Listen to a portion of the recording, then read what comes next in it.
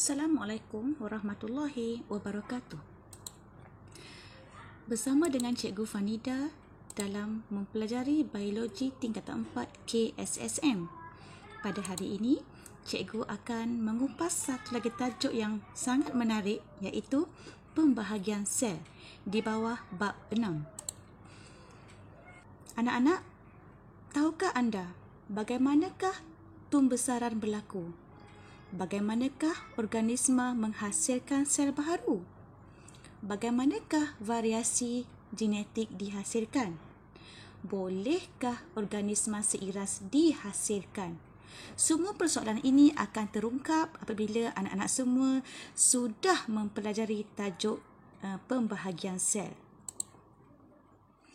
Subtopik yang anak-anak perlu kuasai adalah 6.1 pembahagian sel, 6.2 kita sel dan mitosis, 6.3 meiosis dan 6.4 isu pembahagian sel terhadap kesihatan manusia. Pada akhir pembelajaran, anak-anak dapat memerihalkan karyokinesis, sitokinesis, memerihalkan haploid, diploid, kromatin, kromosom homolog, kromosom paternal dan kromosom maternal. Memerihalkan fasa dalam kita sel iaitu interfasa, fasa G1, fasa S, fasa G2, fasa M, mitosis, sitokinesis, menyusun peringkat mitosis mengikut urutan, berkomunikasi tentang struktur sel dalam setiap peringkat mitosis dan sitokinesis melalui lukisan berlabel. Seterusnya, membanding dan membezakan mitosis dan sitokinesis antara sel haiwan dengan sel tumbuhan, membincangkan keperluan mitosis dalam perkembangan embrio, pertumbuhan organisma, penyembuhan luka pada kulit, penjanaan semula dan pembiakan aseks. Seterusnya, menyatakan pengertian meiosis, mengenal pasti jenis sel yang menjalankan meiosis, menyatakan keperluan meiosis dalam pembentukan gamet, menghasilkan variasi genetik, mengekalkan bilangan kromosom diploid dari generasi ke generasi. Menerangkan peringkat-peringkat dalam meiosis mengikut urutan yang betul, meiosis 1 dan meiosis 2, melukis dan melabel struktur sel dalam setiap peringkat meiosis 1 dan meiosis 2, serta sitokinesis, membanding dan membezakan antara meiosis dengan mitosis. Seterusnya, anak-anak dapat menghuraikan kesan ketidaknormalan mitosis terhadap kesihatan manusia, iaitu tumor dan kanser. Dan last sekali, menilai kesan ketidaknormalan meiosis terhadap individu, iaitu Down syndrome. Baiklah, cikgu teruskan dengan 6.1 iaitu pembahagian sel. Sel merupakan unit asas benda hidup, sentiasa tumbuh, sentiasa membahagi dan seterusnya sel akan mati.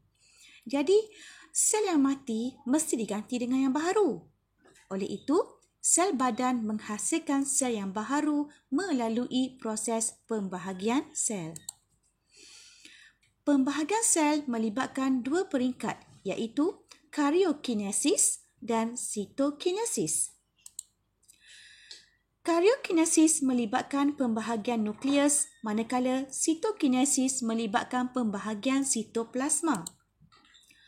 Sel badan organisma boleh dibahagikan kepada sel soma dan sel pembiakan, iaitu sel gamet. Kita lihat dulu sel soma. Sel soma, sel badan selain daripada sel gamet. Contohnya, sel kulit, sel otot, sel darah merah, itu contoh-contoh sel soma. Sel soma terhasil melalui proses mitosis, mengandungi bilangan kromosom diploid, iaitu setiap sel mengandungi 2 set kromosom atau 2N. Dalam sel soma manusia, 2N adalah 46. Kita lihat pula dengan sel gamet. Sel gamet ialah sel pembiakan. Contohnya, ovum dan sperma. Sel gamet terhasil melalui proses meiosis. Kalau kita nak banding dengan sel soma, dia terhasil melalui proses mitosis kan? Tapi sel gamet terhasil melalui proses meiosis. Mengandungi kromosom haploid. Yang ni cikgu boldkan perkataan ni. Yang soma kromosom diploid kan? Tapi yang sel gamet cikgu boldkan kromosom haploid. Okey, iaitu setiap sel mengandungi hanya satu set kromosom ataupun kita panggil N. Okey, dalam sel gamet manusia N ialah 23. Separuh daripada sel soma manusia. Sel soma manusia 46. Okey, jadi kalau yang gamet manusia, sel gamet manusia 46 bahagi dengan 2, jadi kita dapat 23.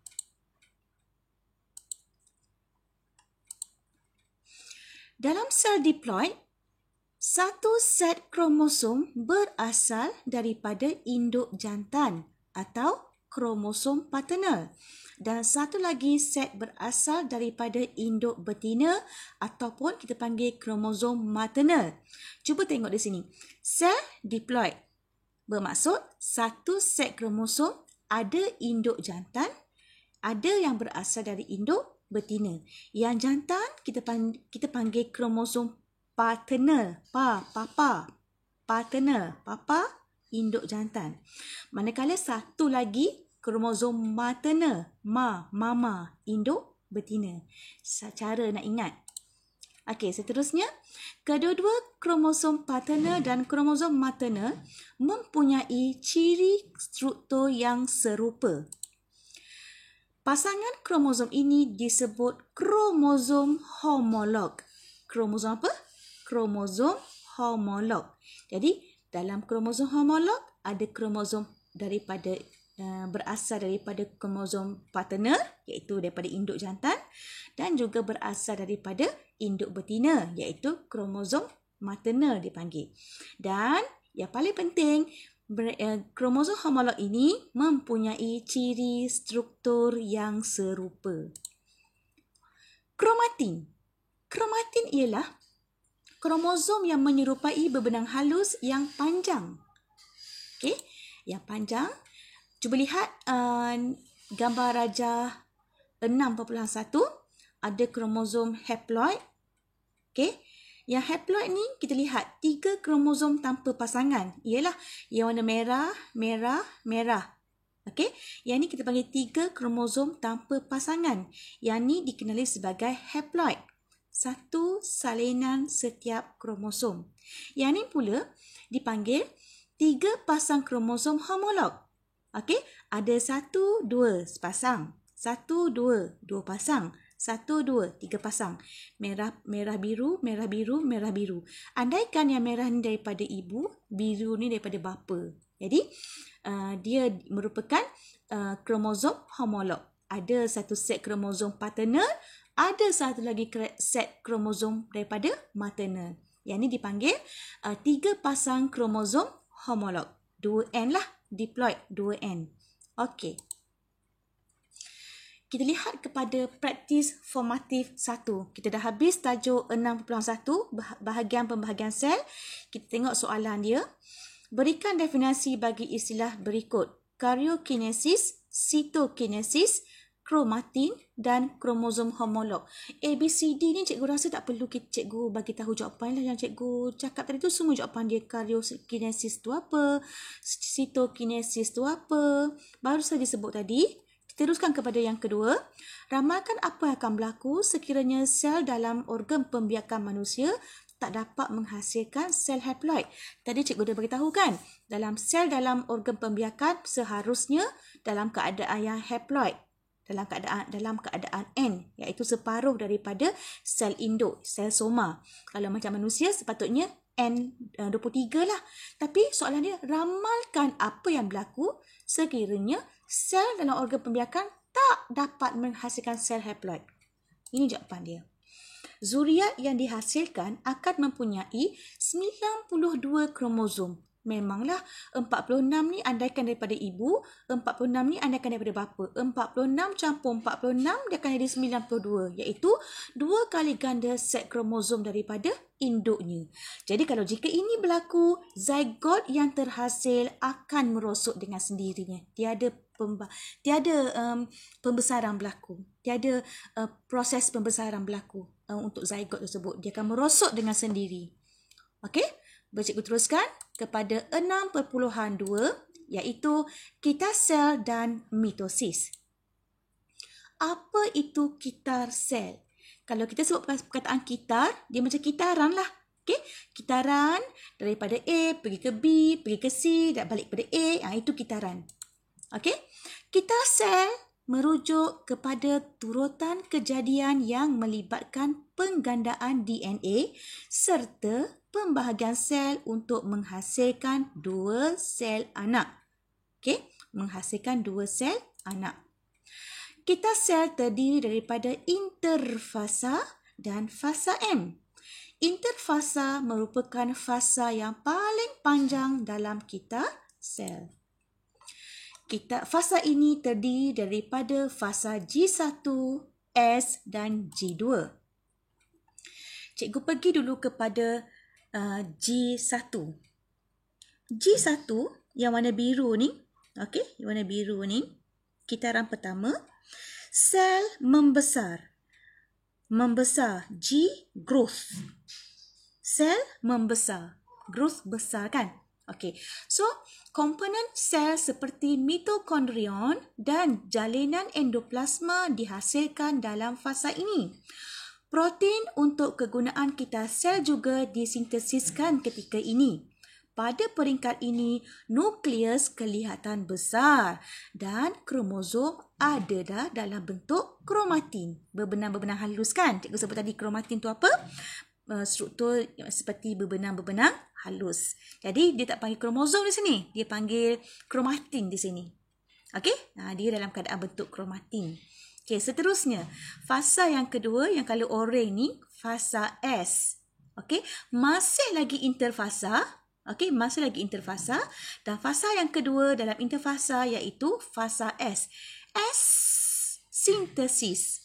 S, sintesis. Sintesis apa? Sintesis DNA. Okey? Sintesis DNA berlaku dalam fasa S apabila DNA dalam nukleus menjalani replikasi. Okey? Nukleus menjalani replikasi. Setiap kromosom mengganda menjadi 2 kromatid yang seiras yang dikenali sebagai kromatid kembar. Kedua-dua kromatid mengandungi salinan DNA yang sama. Kedua-dua kromatid ini berpaut pada sentroma. Maksudnya macam ni.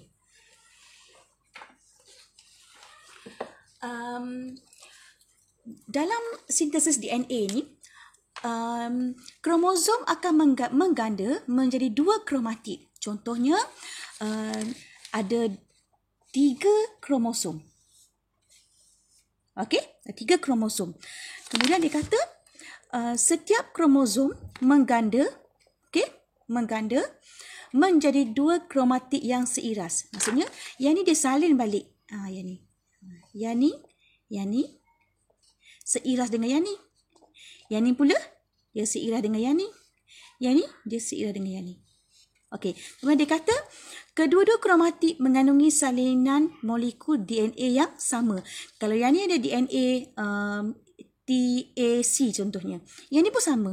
Diganda, disalin saja. Kemudian dia kata kedua-dua kromatid ini akan berpaut pada sentroma. Maksudnya dia akan berpaut dengan sentroma. Cikgu lukis yang ni Cikgu lukis yang ni. Okey. Okey. Yang ni sentroma di tengah.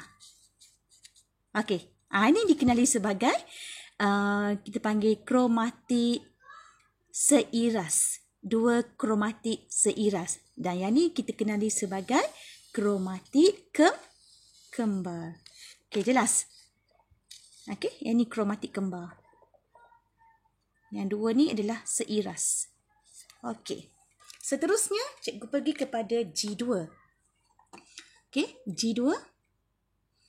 G2 ni merupakan fasa yang ketiga dalam peringkat interfasa. Okey, yang terakhir. Seterusnya dia akan pergi ke fasa yang berikutnya, fasa M dipanggil. Tapi sebelum tu cikgu terangkan dulu apa dia fasa G2. G lagi sekali kita jumpa, tadi G1 growth, G2 apa yang growth? Sel juga yang membesar. Sel terus membesar dan kekal aktif secara metabolik. Semasa fasa G2, sel ini mengumpul tenaga dan membuat persiapan terakhir untuk memasuki peringkat pembahagian sel yang seterusnya, iaitu fasa M lah. Okay. Selepas peringkat interfasa, sel akan memasuki fasa M. Okay, ini fasa M. Fasa M ada mitosis dan sitokinesis. Okay, yang warna kuning ni dan yang juga warna purple ni. Okay, apa dia fasa M? Fasa M terdiri daripada mitosis dan sitokinesis. Mitosis melibatkan profasa, metafasa, anafasa dan telofasa. Okay. Mitosis. Fasa M tadi kan? Ada mitosis kan? Okey, apa dia mitosis? Mitosis ditakrifkan sebagai proses pembahagian nukleus. Anak, proses pembahagian nukleus. Nukleus apa? Nukleus sel induk menjadi 2 nukleus. Okey. Setiap nukleus mengandungi bilangan kromosom dan kandungan genetik yang sama dengan nukleus sel induk. Okey, dia jadi 2 nukleus dan 2 nukleus tu sama dengan nukleus induknya. Baik dari segi bilangan kromosom maupun kandungan genetik. Seterusnya, kita pergi kepada peringkat mitosis yang pertama, iaitu profasa. Sebelum tu, kita lihat struktur gambar rajah bagi sel di depan ni. Okay, yang ini merupakan centriole. Centriole akan menghasilkan gentian gelendong. Okay, yang ni yang cikgu lukis tadi tu, yang duduk di tengah-tengah, iaitu centroma. Okey, centroma. Kemudian yang ni, yang dot-dot-dot ni merupakan membran nukleus terurai. Nanti cikgu terangkan di bahagian profasa nanti. Yang ni di bawah mikroskop elektron. Okey, yang panjang-panjang ni ialah kromosom dan yang color gelap sikit ni merupakan centroma. Centroma berpaut untuk dua kromatik yang kembar tadi kan, yang seiras tadi. Okey. Nah, ini dengan yang ni kromatik yang seiras. Okey, kromatik kembar. Okey, seterusnya. Kromatin mula menebal dan memendek bagi membentuk struktur kromosom yang jelas kelihatan di bawah mikroskop cahaya. Kromosom kelihatan terdiri daripada 2 bebenang seiras yang disebut kromatid kembar. Ini kromatid kembar. Yang ni 1-2 kromatid kembar. Biru ni 1-2 kromatid kembar yang dipautkan dengan centromere. Kedua-dua kromatid kembar terikat dengan centroma. Membran nukleus terurai, nukleolus menghilang, centriole berpindah ke kutub bertentangan dan gentian gelendong mula terbentuk. Yang bulat yang nombor 4 ni merupakan profasa yang terakhir. Okey. Seterusnya, cikgu pergi kepada metafasa. Metafasa, centriole berada di kutub sel yang bertentangan. Ini kutub yang pertama ni, kutub yang kedua, yang kutub yang bertentangan. Okey. Gentian gelendong menetapkan kromosom pada satah khatulistiwa. Okey. Gentian gelendong menetapkan kromosom pada satah khatulistiwa. Jadi, kromosom tersusun dalam satu barisan di satah khatulistiwa. Okey. Metafasa berakhir apabila centroma mula membahagi. Ni yang tengah ni centroma, bila dia mula membahagi, itu dah menunjukkan bahawa dia berada di peringkat metafasa akhir. Okey, teruskan kepada fasa yang seterusnya, iaitu anafasa. Centromere membahagi 2 dan kromatik kembar berpisah. Kromatik tadi kan? Kromatik tadi kan dia duduk berpasangan. Jadi bila sentromere dah membahagi dua, dia pun terpisah. Okey, dia dah jadi dua, daripada satu sentromere dah membahagi dua. Kemudian dia pun sentromere pun akan berpisah. Bukan sentromere berpisah, kromatik kembar berpisah. Okey, gentian gelendung akan memendek, mengecut dan kromatik kembar akan tertarik ke kutub yang bertentangan. Dia pergi ke kutub ni. Okey, dia pergi ke kutub ni. Macam mana dia pergi? Dengan kaedah gentian gelendung memendek dan mengecut. Okey, anafasa berakhir apabila kromatik sampai di kutub sel. Dah sampai semula di sini? Itu menunjukkan bahawa anafasa telah berakhir. Okey, cikgu teruskan dengan telofasa. Telofasa. Apabila sampai di kutub bertentangan, kromatid kini dikenali sebagai kromosom anak. Setiap kutub sel mempunyai satu set kromosom yang lengkap dan seiras. Kromosom berbentuk berbenang halus, kromatin, iaitu kromatin. Nukleolus terbentuk semula, gentian gelendung menghilang, membran nukleus terbentuk semula. Peringkat telofasa diikuti oleh sitokinesis. Sitokinesis ni pencerutan berlaku. Ia akan nak jadi dua sel anak kan? Okey, dia dah nukleus dah mula terbentuk kembali, gelendung-gelendung dah mula menghilang. Okey, kromosom dah berada lengkap di kutub masing-masing. Okey, dah selesai telofasa. Okey. Ini contoh sel yang menjalankan proses mitosis. Cikgu tunjuk gambar hujung akar tumbuhan. Hujung-hujung akar ni dan hujung pucuk ni sebenarnya sangat cepat berlaku mitosis. Okey. Kalau macam ni, kita lihat dia duduk bergumpal macam ni. Ni peringkat anafasa. Okey. Dia dah pergi ke kutub bertentangan. Okey. Kalau yang macam ni, dia dah sampai dah ni. Ni dipanggil telofasa. Okey, tunggu dia terbentuk plak sel saja. Dia bentuk plak sel, kemudian plak sel akan menjadi dinding sel. Dah jadi dua sel anak yang berbeza, yang sama dengan induk. Okey, yang ni yang tak nampak apa-apa ni profasa lah. Okey, biasanya dia dalam bentuk berbenang lagi. Okey, lepas tu dia akan mula menebar dan memendek. Nanti kita akan jelas kelihatan. Kalau yang macam berbaris macam ni, tak ada yang lain, iaitu metafasa. Okey, seterusnya. Okey, perbezaan mitosis dan sitokinesis di antara sel haiwan dengan sel tumbuhan. Tak nampak tumbuhan kat bawah ni. Okey, sel haiwan dulu. Sel haiwan berlaku apabila membran plasma mencerut. Perkataan dia mencerut di bahagian tengah sel di antara dua nukleus. Di sini ada belahan pencerutan, ada mikrofilament. Kemudian gelang pencerutan oleh mikrofilament. Okey, apa yang berlaku? Dua sel anak akan terbentuk. Mikrofilament yang terdapat di tempat pencerutan mengecut menyebabkan sel mencerut sehingga terputus menjadi dua sel anak. Dua sel anak ini ia seiras dengan sel induk.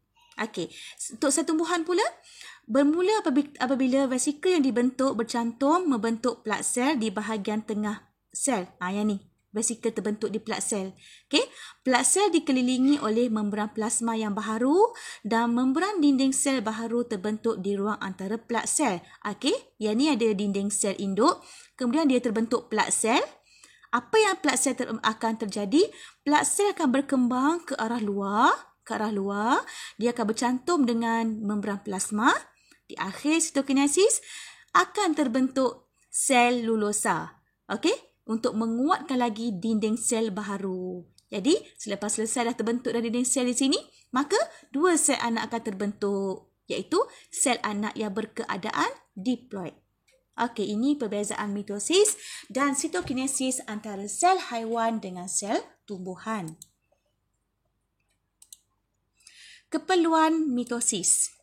Okey. Bagi perkembangan embrio dan pertumbuhan organisma, mitosis memastikan pertambahan sel yang pesat dapat berlaku. Daripada anak 3 bulan, 5 bulan, 7 bulan dan sampai embrio di dalam perut ibu tu 9 bulan. Okey, mitosis sangat cepat berlaku. Sangat pesat berlaku. Okey. Seterusnya, ini gambar cicak Di mana cicak ni ekor dia terputus kan? Nampak tak ekor terputus ni? Okey.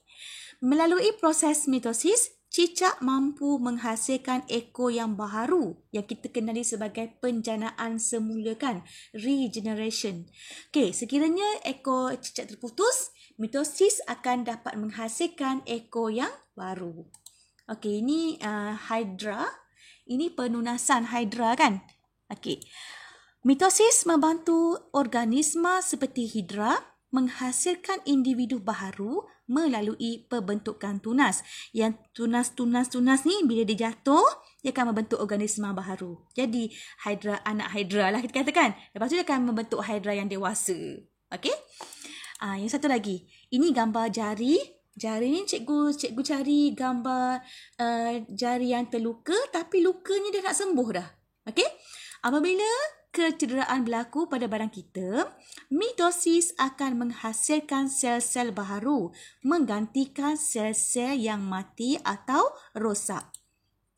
Okey. Dalam teknik pengkulturan menggunakan sel stem. Okey, daripada sel haiwan yang kemudiannya dikulturkan di dalam makmal untuk menghasilkan daging. Ini juga merupakan proses mitosis. Terapi sel stem menggunakan sel stem daripada sumsum tulang bagi merawat tulang rawan yang rosak.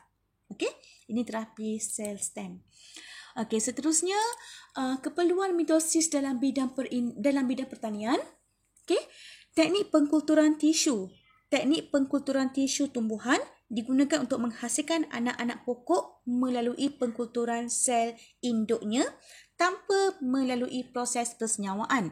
Okey, kita ambil tisu daripada induk, kita kulturkan tisu tersebut, kita hasilkan anak-anak pokok yang mempunyai ciri-ciri yang sama dengan induk. Kalaulah pokok di dalam bika, dalam bekas ni, ciri-ciri induknya berbuah manis, okey. Kemudian pokoknya, buahnya berkualiti tinggi, okey. Anak dia pun akan mendapat ciri yang sama. Okey. Sekarang saya kata tadi kan, cikgu cakap mitosis anak sama dengan induk. Okey, cuma satu je lah. Kalaulah pokok ini dia ada penyakit, okey, anak dia pun ada penyakit juga. Okey, samalah katakan. Okey, kita pergi kepada praktis formatif 6.2. Nyatakan aplikasi mitosis dalam bidang pertanian. Baru cikgu sebut tadi, iaitu digunakan dalam teknik pengkulturan tisu tumbuhan untuk menghasilkan anak-anak pokok daripada sel induk. Itulah aplikasi dia. Proses yang berlaku semasa fasa S. Apa tadi? Sintesis. Sintesis apa? Sintesis apa?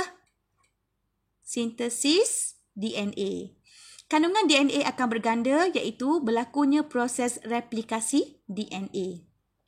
Ramalkan apa yang akan berlaku sekiranya gentian gelendong gagal terbentuk. Gentian gelendong centriole yang hasilkan. Okay, yang menghasilkan gelendong gentian gelendong centriole kan. Okey, apa yang akan berlaku sekiranya gentian gelendong gagal terbentuk? Kromatik kembar tadi tu tak dapat terpisah. Sepatutnya dia pergi ke kutub bertentangan kan? Jadi disebabkan gentian gelendong gagal terbentuk, kromatik kembar tidak akan terpisah. Satu nukleus akan mengandungi lebih daripada satu kromosom. Dan mungkin satu lagi nukleus kurang kromosomnya. Okey? Terangkan keperluan mitosis dalam proses hidup. Kita boleh rujuk slide sebelum ni lah. Cikgu cakap tadi kan ada gambar embrio, perkembangan embrio. Ada lagi gambar apa lagi? Cicak ekor yang terputus, hidra, penunasan. Dan satu lagi luka tadi kan, luka yang sembuh tu. Itu contoh jawapan bagi keperluan mitosis dalam proses benda hidup. Proses hidup. Itu jawapan dia. Okey.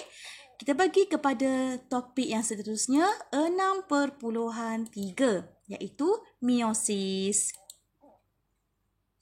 Meiosis ialah proses pembahagian sel yang berlaku dalam organ pembiakan untuk menghasilkan gamet yang mempunyai bilangan kromosom separuh. Cikgu sebut tadi kan, bilangan kromosom ni mesti separuh daripada bilangan kromosom sel induk. Kalau macam manusia tadi berapa? Manusia 46. Okey, jadi kalau meiosis, organ pembiakan dia, sel yang berlaku dalam organ pembiakan dia menghasilkan gamet 23. Okey, dia separuh daripada sel induknya yang diploid. Okey, meiosis berlaku dalam testis untuk yang jantan lah ataupun lelaki. Manakala yang betina ataupun perempuan dalam ovari lah. Okey. Meiosis membentuk gamet melalui proses gametogenesis, iaitu kalau penghasilan sperma dipanggil spermatogenesis, kalau penghasilan ovum dipanggil oogenesis. Nanti kita akan bincang lagi perkataan spermatogenesis dan juga oogenesis. Nanti kita akan bincang dalam tajuk pembiakan.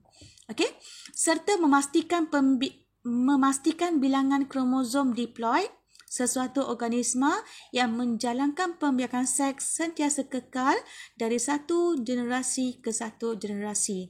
Yalah kan, kalaulah gamet jantan 23, gamet betina 23, bila ada berlaku proses persenyawaan 23 tambah 23 dia akan menghasilkan 46. Jadi dia akan kekal. Okey, kekal, sentiasa kekal bilangan kromosom diploid. Okey, untuk generasi ke satu generasi. Meiosis juga menghasilkan variasi dalam spesies yang sama.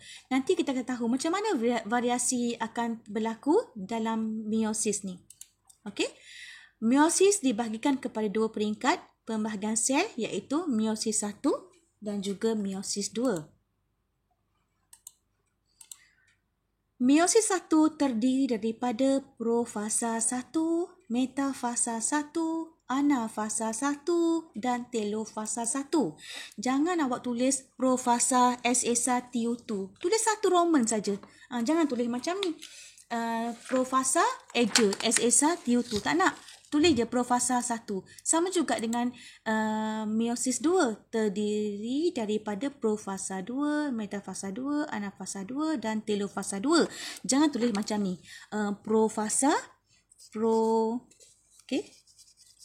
Fasa 2. Tak nak. Kena 2 macam ni. Okey? 2. Faham tak? Tak boleh guna perkataan 2 macam ni. Tak boleh. Okey? Tak nak. Yang ni. Okey? Itu istilah kegunaan dia. Okey, seterusnya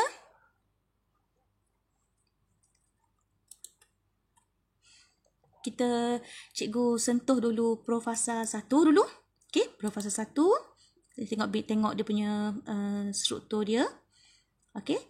Dia ada kiasma, kromatik bukan seiras, bivalent, tetra. Okey, nanti terangkan. Di sini pada peringkat profasa 1, kromatin memendek, menebal dan jelas kelihatan. Sama dengan profasa mitosis tadi kan? Sama je. Okey. Kromosom homolog. Anak, dia guna perkataan kromosom homolog berpasangan. Okey. Dia ada yang warna merah, yang ada warna biru. Ingatlah tadi, ma. Okey, paternal dan maternal. Okey, kromosom homolog berpasangan membentuk bivalent ataupun dikenali sebagai tetrad, iaitu terdapat 4 kromatik bagi kromosom homolog. Tetrad bermaksud 4. Okey, tetrad. Jadi macam mana kita kira 4 tu? 1, 2, 3, 4. Yang ni kita panggil tetrad. Okey. Seterusnya, okey, proses pindah silang iaitu pertukaran bahan genetik antara kromatik bukan seiras berlaku. Cuba tengok yang ni. Andaikan yang merah ni ibu, yang biru ni bapa daripada kromosom maternal dan juga paternal tadi kan. Okey, akan terbentuk pindah silang di sini. proses pindah silang, di mana pada peringkat proses ini pertukaran bahan genetik berlaku. Okey, titik persilangan pindah silang ini kita kenali sebagai kiasma. Okey, kiasma. Okey, pindah silang akan menghasilkan kombinasi gen yang baharu kepada kromosom. Sebab itulah ada variasi. Kita sebut variasi tadi kan? Okey. Kromatik yang bersilang tadi tu, tempat di mana titik di mana kromatik bersilang tu disebut kiasma. Cikgu dah sebut tadi. Pada akhir profasa 1, membran nukleus dan nukleolus mula menghilang. Sama macam profasa di mitosis tadi. Kedua-dua sentriol bergerak ke kutub yang bertentangan. Dia pergi ke kutub bertentangan. Okey, sebelah sini satu, tentang satu lagi, sebelah sini satu. Okey. Gentian gelendung terbentuk antara sentriol. Ini gentian gelendungnya. Okey. Kita pergi ke metafasa 1. Metafasa 1, metafasa dekat mitosis tadi, dia beratur di satah khatulistiwa kan? Ni pun samalah. Dia beratur di satah khatulistiwa. Okey? Dipanggil kromosom homolog. Tersusun pada satah khatulistiwa. Kromosom homolog sayang. Kromosom homolog, iaitu yang ada warna biru satu, warna merah satu. Daripada bapa satu, daripada ibu satu. Okey. Kromosom homolog tersusun di satah khatulistiwa. Satu kromosom daripada setiap pasangan kromosom homolog terikat pada gentian gelendung. Dari satu kutub sel dan kromosom homolognya terikat pada gentian gelendung dari kutub sel bertentangan. Cuba tengok yang ni. Yang ni gentian gelendung. Okey. Dia terikat dengan kromosom yang ni. Yang ni pula, yang warna biru ni gentian gelendung terikat dengan sentriol kat sini. Okey. Terikat dengan gentian gelendung kat sini. Okey. Seterusnya, kromatik kembar masih terikat bersama kerana sentromanya masih belum berpisah. Okey. Anak-anak, rasanya bila peringkat nafasa apa yang berlaku? Bila proses gentian gelendung ni mengecut. Okey. Ni mesti pergi ke sini kan? Ni pergi ke sini kan? Okey, kita tengok. Anafasa 1. Okey, tu dia. Kromosom homolog berpisah dan ditarik ke kutub bertentangan. Okey. Kromatik kembar masih terikat pada sentromere. Okey. Gentian gelendung mengecut menyebabkan setiap kromosom homolog berpisah daripada pasangan homolognya dan tertarik ke kutub sel yang bertentangan. Setiap kromosom masih terdiri daripada sepasang kromatik kembar. Yalah, ni kromatik kembar lah ni kan? Merah-merah, biru-biru. Okey, kromatik kembar yang terikat pada sentromer dan bergerak sebagai satu unit. Okey, seterusnya telofasa. Telofasa mesti dia ada pencerutan kan? Membran plasma mencerut. Kromosom tiba di kutub bertentangan. Setiap kutub sel mengandungi bilangan kromosom yang haploid yang terdiri daripada satu set kromosom sahaja. Gentian gelendung kemudiannya menghilang. Nukleolus mula muncul dan membran nukleus terbentuk. Telofasa 1 disusuli oleh proses sitokinesis yang menghasilkan dua sel anak. Inilah 1, 2. Kita tengok profasa nanti. Profasa 2 nanti. Ada berapa sel anak? Kedua-dua sel anak yang terhasil berada dalam keadaan haploid. Interfasa bagi meiosis 1 lazimnya singkat dan DNA tidak menjalani replikasi. Ni profasa 2. Tengok, ada dua sel anak. Okey, dua sel anak. Tadi telofasa 1 kan, dia menghasilkan dua sel anak. Jadi profasa 2, dua sel anak lah. Okey. Nukleolus dan membran nukleus mula menghilang. Setiap kromosom terdiri daripada kromatik kembar dan yang bercantum di sentromer. Okey, masih lagi biru-biru, merah-merah. Okey. Gentian gelendung mula terbentuk di dalam kedua-dua sel. Gentian gelendung ni daripada sentriol ni lah. Okey, akan mula terbentuk. Metafasa 2, yang ni berbaris di satah khatulistiwa. Tapi macam mana dia punya penerangan dia? Kromosom tersusun secara rawak pada satah khatulistiwa bagi setiap sel anak. Okey, tersusun secara rawak. Yang ni biru, yang ni merah.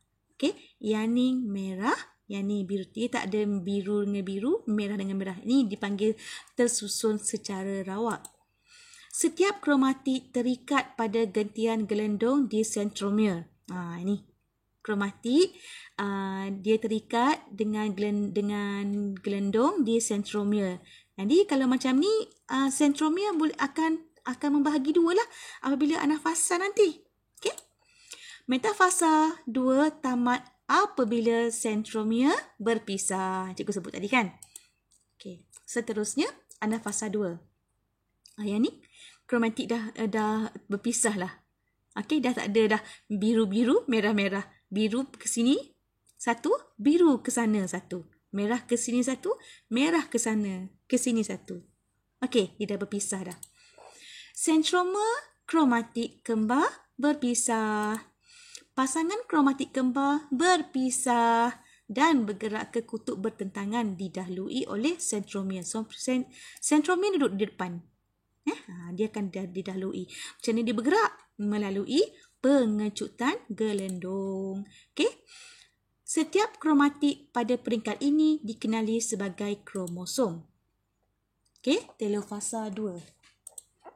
Telofasa 2, cuba lihat. Kromosom tiba di kutub sel. Dah sampai dah kutub bertentangan. Okey, gentian gelendong menghilang. Membran nukleus dan nukleolus terbentuk semula. Bilangan kromosom sel anak adalah separuh daripada bilangan kromosom induk. Haploid lah, N. Telofasa 2 berakhir dengan proses sitokinesis yang menghasilkan 4 sel anak yang haploid. Yang ni 1, 2, 3, 4. Okey, ni dah ada pencerutan di sini akan di 2. Ni pun sama. Sel ni dia dah pencerutan di 2. Jadi 2 campur 2, 4. Okey. Setiap sel haploid mempunyai separuh daripada bilangan kromosom sel induk. Kandungan genetik juga berbeza daripada sel induk yang diploid. Ialah dia dah ada pindah silang, dia dah ada proses pertukaran DNA kat situ. Jadi dia pun ada kandungan genetik dia pun berbeza lah. Itulah yang berlakunya variasi. Okey, sel haploid berkembang menjadi gamet. Ini kalau ikutkan ni gamet lah ni. Tak kisahlah. Ini mungkin sperma. Okey, ataupun ini mungkin ovum. Okey. Seterusnya, perbandingan dan perbezaan di antara meiosis dengan mitosis. Okey. Kalau perbandingan dan perbezaan, dia ada persamaan dan perbezaan lah. Okey. Kalau mitosis ni, kalau persamaan, anak-anak kena cuba amalkan perkataan kedua-duanya. Both. Okey. Kedua-duanya melibatkan pembahagian sel. Tulis macam tu. Kedua-duanya melibatkan pembahagian nukleus. Itu untuk ayat persamaan. Kalau ditanya soalan ni, persamaan. Okey. Kalau perbezaan, dia ada ayat manakala. Cikgu bercontoh. Mitosis berlaku di sel soma. Manakala meiosis berlaku di sel gonad ataupun sel pembiakan. Atau anak-anak boleh buat dalam bentuk jadual macam ni. Dah bentuk jadual, dia table, dia dah ada kolom tengah ni. Ini dah menunjukkan perbezaan. Tak perlu buat ayat. Tak apalah, buat macam ni pun tak apa. Okay, kalau nak buat ayat, mesti ada perkataan manakala. Okay. Yang kedua, perbezaan kedua, kalau mitosis berperanan menghasilkan sel baharu untuk pertumbuhan dan membaiki tisu rosak. Tapi kalau meiosis, peranan dia menghasilkan gamet. Okay. Seterusnya, mitosis, sel membahagi sekali. Meiosis, sel membahagi 2 kali. Dia ada meiosis 1, meiosis 2 kan? Okay, mitosis, dia ada pindah silang. Meiosis berlaku pindah silang. Bila? Semasa profasa 1. Okey, mitosis, bilangan sel anak di akhir pembahagian 2. Okey, diploid. Meiosis, bilangan sel anak di akhir pembahagian 4. Okey, bilangan kromosom pada sel anak seiras ataupun sama dengan induk untuk mitosis. Kita panggil diploid, 2N. Tapi kalau meiosis, bilangan kromosom pada sel anak adalah separuh daripada induk ataupun kita panggil haploid. Seterusnya, komposisi genetik sama dengan induk bagi mitosis. Untuk meiosis, komposisi genetik tak sama dengan induk sebab dia dah ada pindah silang tadi kan. Okey, mitosis tiada variasi, meiosis ada variasi pun disebabkan oleh pindah silang tadi. Okey, seterusnya. Praktis formatif 6.3. Nombor 1. Nyatakan perbezaan paling ketara antara meiosis 1 dengan meiosis 2. Apa dia paling ketara? Pengurangan bilangan kromosom dalam sel. Inilah pengurangan bilangan kromosom dalam sel. Ini perbezaan yang paling ketara. Huraikan bagaimana meiosis 1 mengurangkan bilangan kromosom dia. Dia buat macam mana? Meiosis 1 mengurangkan bilangan kromosom dalam sel anak apabila kromosom homolog berpisah semasa anafasa 1. Ini cara dia. Macam mana dikurangkan? Semasa meiosis 1, okey, dia akan mengurangkan bilangan kromosom dalam sel anak apabila kromosom homolog berpisah semasa anafasa 1. Okey. Okey, last sekali 6.4 isu pembahagian sel terhadap kesihatan manusia. Kita sel dikawal oleh sistem kawalan khas pada setiap fasa G1, S, G2 dan juga M untuk memastikan pembahagian sel berlaku dengan sempurna. Walau bagaimanapun, kadang-kadang pembahagian sel tak terkawal akan menyebabkan pembentukan tumor. Okey, tumor terbahagi kepada dua jenis iaitu tumor benigna dan tumor malignan. Tumor benigna, benigna adalah tidak berbahaya dan boleh dibuang melalui pembedahan. Okey. Tumor malignan, yang ni tumor yang dikenali sebagai kanser. Okey. Kanser disebabkan oleh beberapa faktor iaitu radiasi. Radiasi ni mungkin disebabkan oleh sinar X, sinar gamma ataupun sinar UV. Okey, bahan kimia seperti tembakau, tar yang ada dalam rokok, karsinogen contohnya formaldehid dan juga benzena. Okey, dan juga faktor genetik serta bakteria dan juga virus. Inilah faktor-faktor yang disebabkan yang boleh menyebabkan kanser. Okey, hal ini akan menyebabkan sel-sel membahagi berterusan dipanggil uncontrolled mitosis. Okey, dia akan membahagi secara berterusan, kemudian dia akan menghasilkan tumor. Okey, sel kanser akan merebak dan memusnahkan sel-sel normal di sekitarnya. Keadaan ini akan mengganggu fungsi tisu-tisu di sekitarnya. Kanser yang tidak dikesan pada peringkat awal akan menyebabkan kerosakan organ dan akhirnya membawa maut. Cuba lihat rajah 6.7. Okey, ini contoh breast cancer.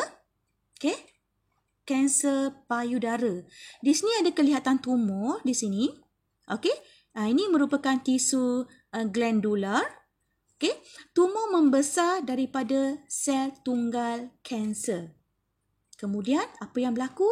Sel kanser ni akan bersaing dengan sel-sel yang lain untuk mendapatkan nutrien. Okey, dia akan dapat daripada sel-sel yang lain, tisu-tisu yang berdekatan dengan tumor ni untuk bersaing untuk mendapatkan nutrien. Kemudian, sel kanser merebak. Dia merebak mungkin melalui salur limfa ataupun salur darah ke bahagian lain tubuh. Okey. Kemudian tumor baharu terbentuk pada organ-organ lain. Contohnya kalau kita dengar masalah orang yang mendapat kanser tahap 4. Okey, doktor cakap sel-sel kanser ni telah merebak ke bahagian lain. Itulah masalahnya.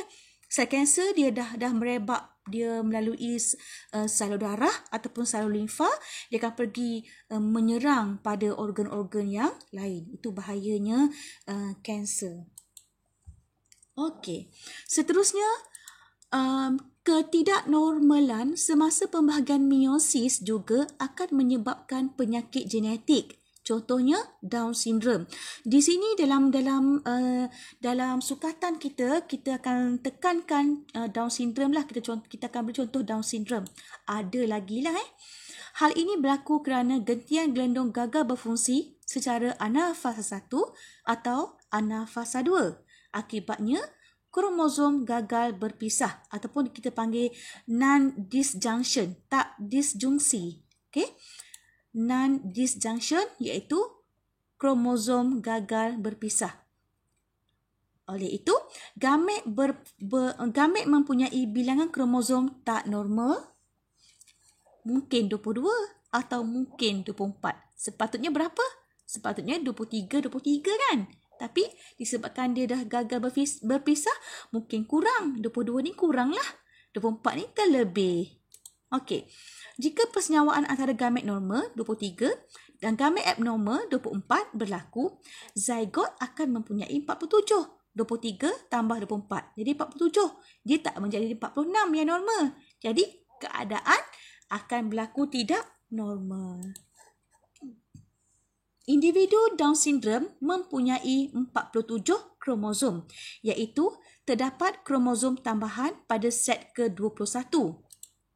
Keadaan ini juga dikenali sebagai trisomi 21. Samalah kalau ada dalam soalan ke dalam buku ke dia panggil Down syndrome ataupun dia guna trisomi 21, benda yang sama saja.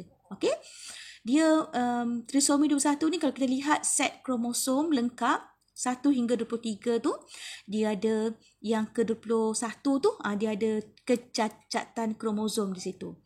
Sindrom ini boleh menyebabkan kerencatan mental, mata akan jadi sepet dan lidah akan sedikit terjelir. Okey, inilah contoh muka ataupun wajah kanak-kanak Down syndrome. Okey. Dia akan pertumbuhan dia pun akan terbantut. Ini yang cikgu cakap. Contohnya ini bayangkan yang ni lelaki, okey, yang ni perempuan. Okey. 2N 46, meiosis sepatutnya 23, tapi di sini berlakunya non-disjunction semasa anafasa. Kromosom tidak berpisah tadi kan, menyebabkan 24, 22. Yang 24 ini akan bersenyawa pula dengan yang bilangan haploid 23. Jadi, persenyawaan berlaku, bilangan kromosom akan jadi 47. Okey, 3 kromosom berada di kromosom 21. Cuba tengok sini. Yang lain, yang ni kan 1, 2, 1, 2, 1, 2 sampai dekat 21, 1, 2, 3. Jadi 3 kromosom 21. Ini set kromosom lengkap bagi individu yang menghidap sindrom Down. Okey, soalan last sekali. Soalan formatif 6.4. Terangkan mengapa kaedah radioterapi digunakan untuk mengawal atau menghentikan pertumbuhan sel kanser. Radioterapi kan? Ada 2 kaedah, kemoterapi dan radioterapi. Kemoterapi, cikgu nak anak-anak semua cari apa kaedah kemoterapi, maksud kemoterapi. Jadi soalan ni dia tanya radioterapi. Ini dia. Radioterapi ialah satu kaedah rawatan yang digunakan untuk merawat penyakit kanser. Kaedah ini menggunakan radio mengion bertenaga tinggi untuk membunuh sel kanser. Pemberian dos tinggi ditujukan kepada sasaran iaitu tumor tadi untuk menyembuh, mengawal supaya dia tidak membahagi secara uncontrolled atau mengurangkan simptom-simptom yang dialami. Walau bagaimanapun, bahagian badan yang berdekatan juga akan terkena sinaran radiasi yang boleh mengakibatkan kesan sampingan. Itu kaedah radioterapi lah. Dia macam direct pergi kepada tumor tersebut. Okay? Yang kedua, keadaan tak disjungsi, non-disjunction tadi. Dalam manusia boleh menyebabkan penyakit genetik seperti Down syndrome. Tadi kan, nyatakan bilangan kromosom 47 lah kan. 22 tambah 24. 23 tambah 24.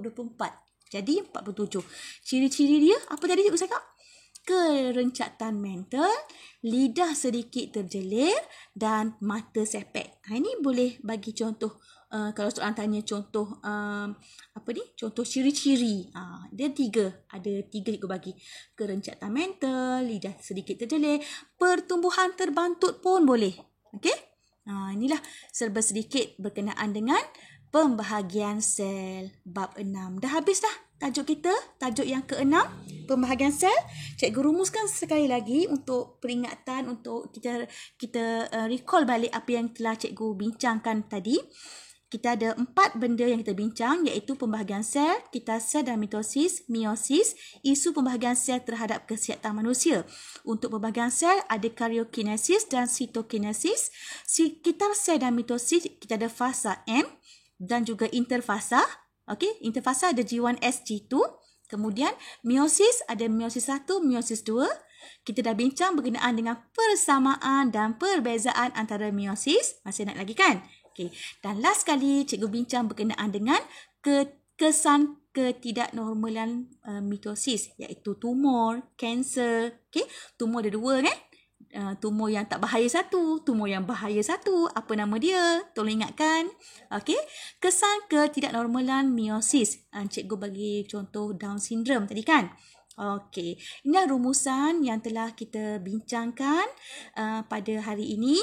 Diharap anak-anak semua faham, dan sekiranya tidak faham boleh rujuk kembali buku teks, baca lagi sekali, mungkin awak faham, dan banyakkan membuat soalan-soalan yang berkaitan dengan bab 6. InsyaAllah anak-anak akan faham balik. Jumpa lagi untuk bab 7. Sekian, terima kasih daripada Cikgu Fanida. Assalamualaikum warahmatullahi wabarakatuh.